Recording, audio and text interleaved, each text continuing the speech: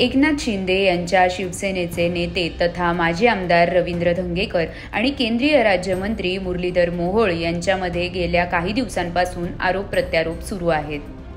पुण्यातील Jain boarding house जमीन व्यवहार प्रकरणात रवींद्र धंगेकर यांनी मंत्री मुरलीधर मोहोळ यांच्यावर गंभीर आरोप केले होते। त्यामुळे पुण्यातील राजकारण चांगलंच तापलं होतं।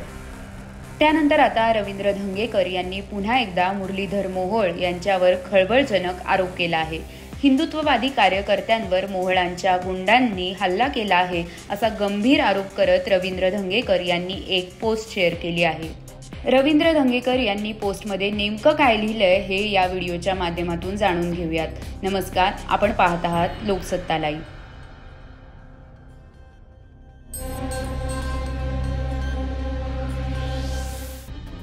सोशल मीडियावर शेअर केलेल्या पोस्टमध्ये रवींद्र धंगेकर यांनी लिहिलं, पौड फाटा येथे हिंदुत्ववादी कार्यकर्त्यांवर मुरलीधर मोहोळांच्या गुंडांचा हल्ला।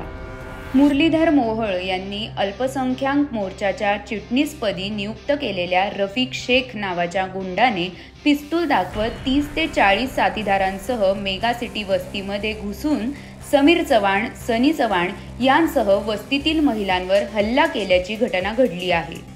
मी पुन्हा एकदा सांगतो, सुसंस्कृतपणा फक्त पत्रकारांशी बोलताना असतो, बाकी गुन्हेगारीची पाळेमुळे इथेच आहेत। रवींद्र धंगेकर यांनी शेअर केलेली ही पोस्ट सध्या चर्चेत आहे।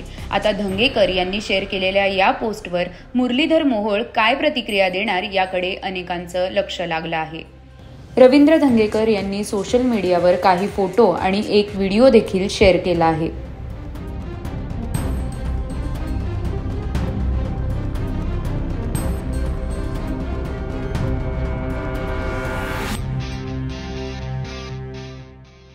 रवींद्र धंगेकर यांनी रुग्णालयात जाऊन समीर चव्हाण आणि सनी चव्हाण यांची भेट घेतली आणि त्यांच्या तब्येतीची विचारपूस केली।